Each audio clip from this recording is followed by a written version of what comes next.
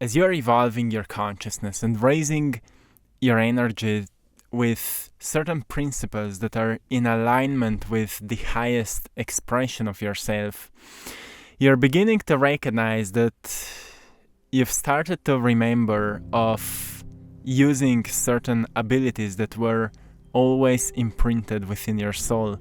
In ancient Egyptian teachings by Thoth, who was also known as the god of wisdom, the god of knowledge, he said that those are our natural abilities: awareness of intuition, energy healing, remote viewing, telepathy, being a medium for certain spirit that may be talking to you, channeling, and so on. Those are our natural abilities, but because of the lack of knowledge and lack of understanding of the value of those abilities, they've been suppressed and repressed through generations and generations. In ancient times, they actually had many great guides in all cultures. They had mystics, they had leaders, they had teachers who were teaching people to use these abilities. And what's happening right now, something really wonderful, is that we are experiencing an awakening of consciousness. A shift in consciousness is happening that started with increased level of information. And with the increased level of information, a lot of new and old information started coming out. But during this phase, we have to be aware of what Carl Jung said, when he said that be aware of unearned wisdom. He said be aware of unearned wisdom, which means that wisdom is not wisdom if it's not earned through inner experience, if it's not earned through inner standing of something. So we can read a book and gain an intellectual knowledge of something, and you may think like you know it, like reading a Bible and you may say you know God, right?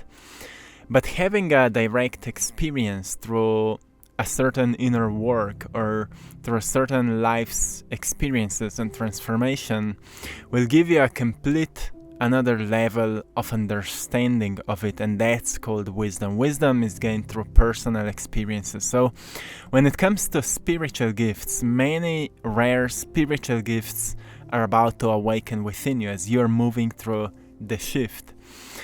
And during this shift, it's important to have certain principles that are in alignment with, like I said at the beginning, with your highest expression. With that, I mean knowing what serves you, knowing what works for you, knowing what's good for your health, knowing what's good for your mental health, knowing what's good for your emotional balance, equilibrium, knowing what's good for your physical body, knowing what's good for your relationships, and then building principles around that work for you. As you become better and stronger in your own beingness, in your own energy, your energy level will increase, it will strengthen, and eventually you will awaken many of abilities you had but had no access to them. And another important reminder I want to give you here is that we have to go beyond the consciousness of competition, because even when people start spiritually evolving, they start comparing themselves with others, like, oh, he's so good at channeling, but I don't have this ability, so therefore I'm not so evolved as that person. There is no competition when it comes to consciousness, only cooperation, only collaboration, only connection, only support and help for one another. So we have to see those things as what can I provide and what can I learn from another person. This is the best approach we can have. Somebody's channeling, but maybe you're really good at energy healing, right? Somebody's good at being a visionary, having a great ability to visualize and to have a vision for the future, and somebody is good at actually actualizing plans, right? Those are all abilities that we have. We don't have all same abilities, as we all don't have same purpose and same mission. So we have to recognize those things as unique individual gifts. But what are then rare spiritual gifts that are awakened in you? The first one is psychic intuition. Enhance intuition and psychic abilities such as clairvoyance, which is seeing beyond the physical, clairaudience, hearing beyond the physical, and clairsentience, seeing or actually sensing beyond the physical.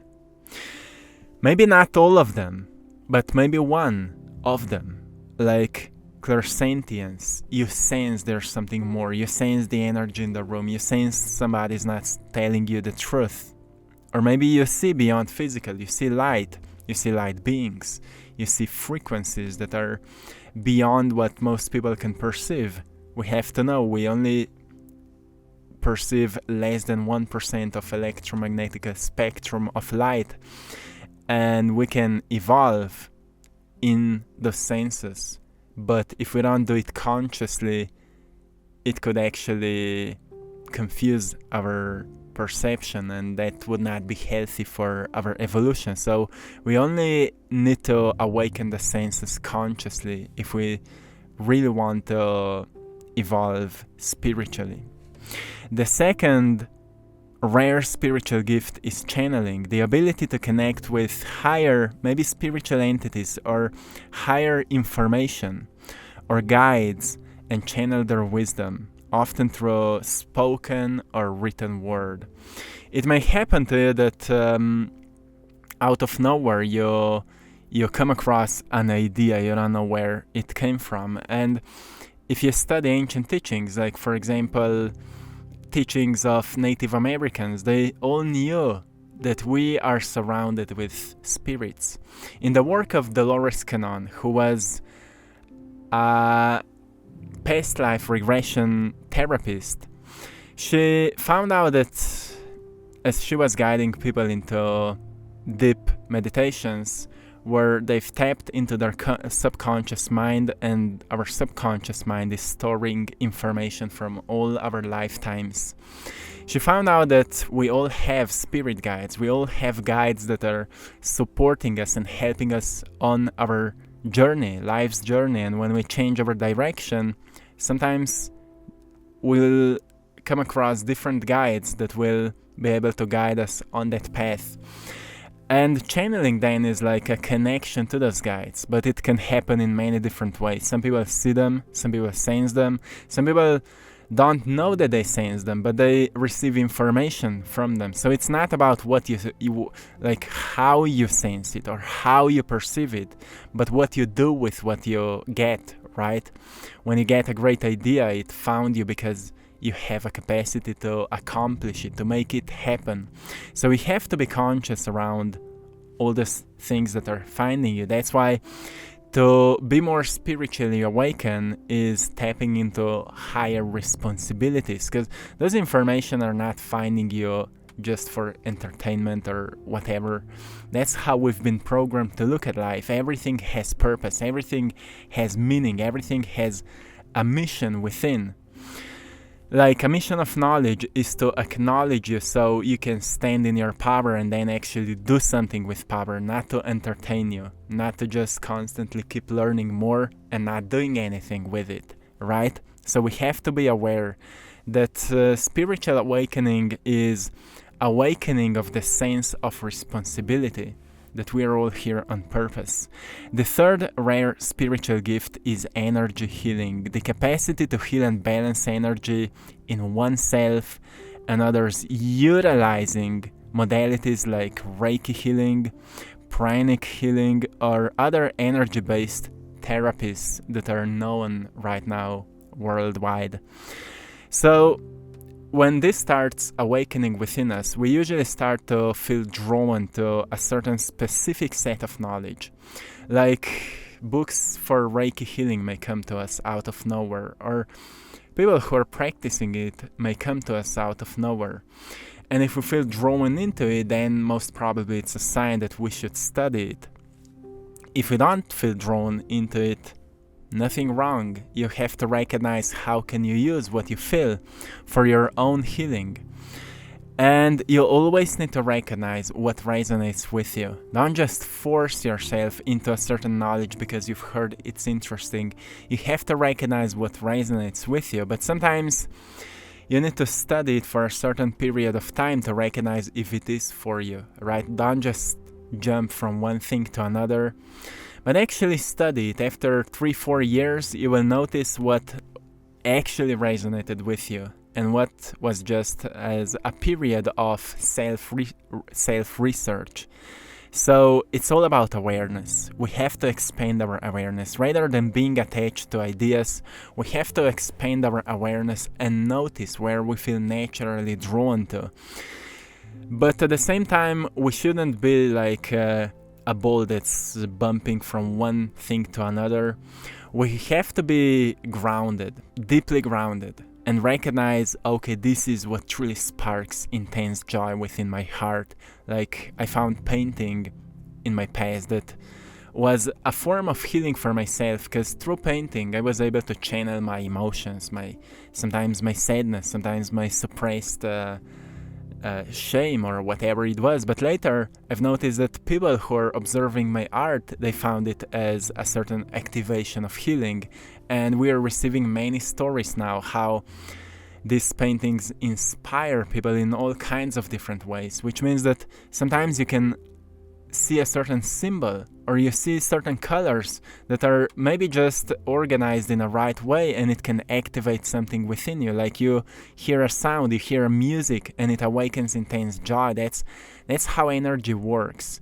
It's not the same thing, doesn't work for everyone, but that's why it's so important to recognize what resonates with you and maybe follow that for a certain period of time that is okay for you. Self-awareness is the key. Another rare gift that may awaken within you is remote viewing. What is remote viewing? It's the skill of mentally traveling to distant places or times to gather information or insight. This one is often used when it comes to certain hypnosis. Traveling to different timelines, traveling to potential future if we don't change anything in the present moment. We recognize that our life is similar to the, let's say, the line of the train, right? If we don't change anything, the timeline will get us to somewhere where we can actually predict what will happen according to our present actions. But as soon as we start changing something, we start traveling into a new direction. And again, there's a timeline for that. And there's infinite different timelines. And through remote viewing, we can actually project ourselves into the future or the past of a certain timeline where we can perceive that reality. Everything exists as a reality, and more we place our attention to it, more it becomes real. So where we are living right now is just one reality where we are gravitated the most in it. And through remote viewing, you can actually detach from this present reality and attach to a certain other one, and therefore you can acknowledge it, learn from it, and maybe recognize why it would be good for you or not good for you. Not everybody has this ability, but we can train ourselves to get it. As people are expanding their consciousness, more and more people will start to experience those kind of things. And actually it was practiced for many, many years. We can also find many texts from CIA where people were using remote viewing techniques for finding certain location on the world for certain hidden purposes and so on. We can find a lot of that on the internet. So it's a kind of common practice when it comes to consciousness and sometimes quantum physics. The fifth rare gift is telepathy, which is the ability to communicate thoughts, feelings, and information directly to others through the mind without verbal or written communication.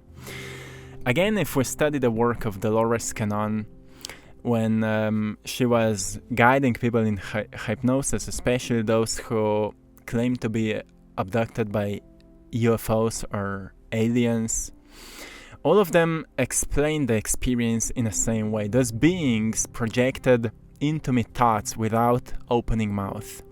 And that is an example of telepathy. Sometimes you can sense what somebody else is thinking, and if you talk with that person, sometimes you experience this synchronization when both of you have the same thought, right?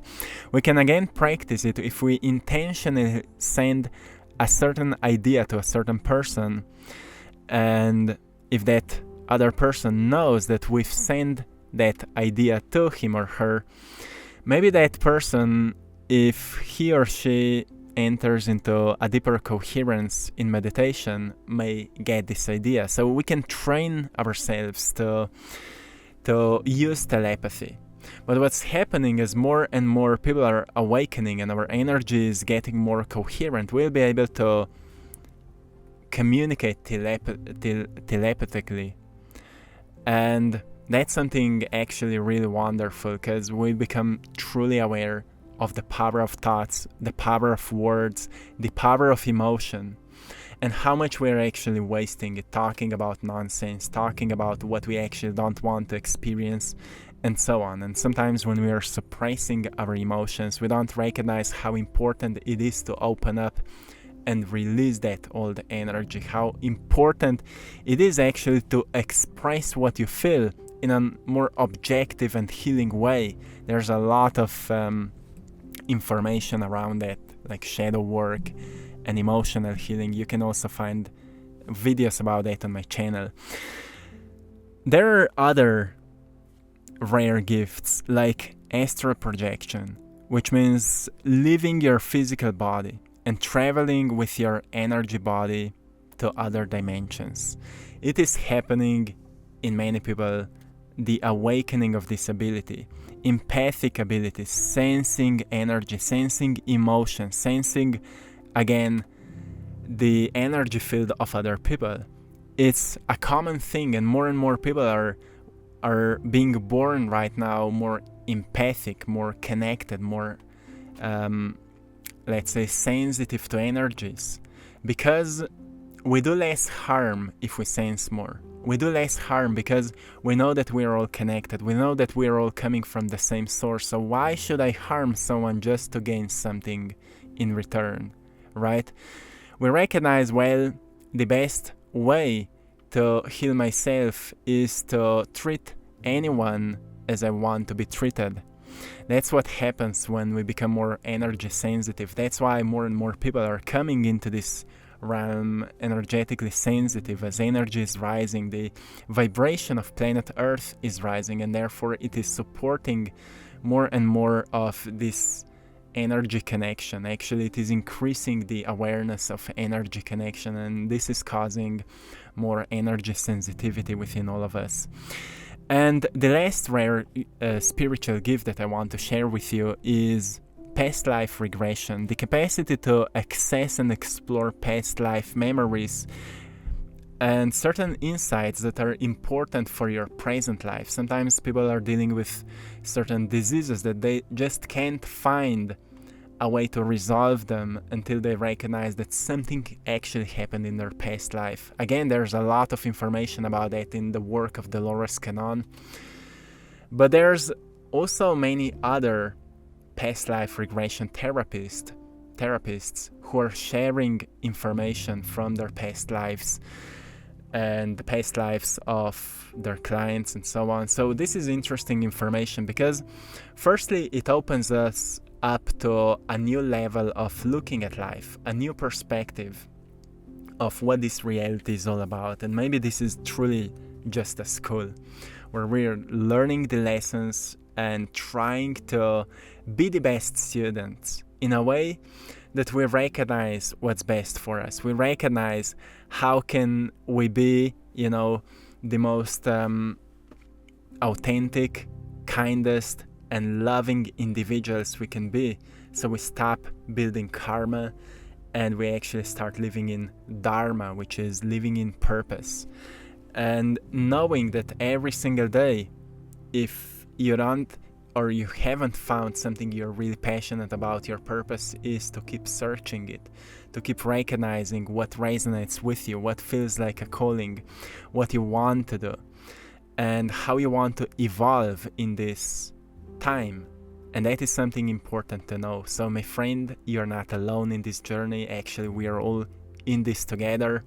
And I want to remind you that you are the one you've been waiting for. So be yourself, know yourself, and walk in your power. This is it. I hope you've enjoyed in today's painting. I'm sending you all lots of love, blessings, and power. Till next time, one love.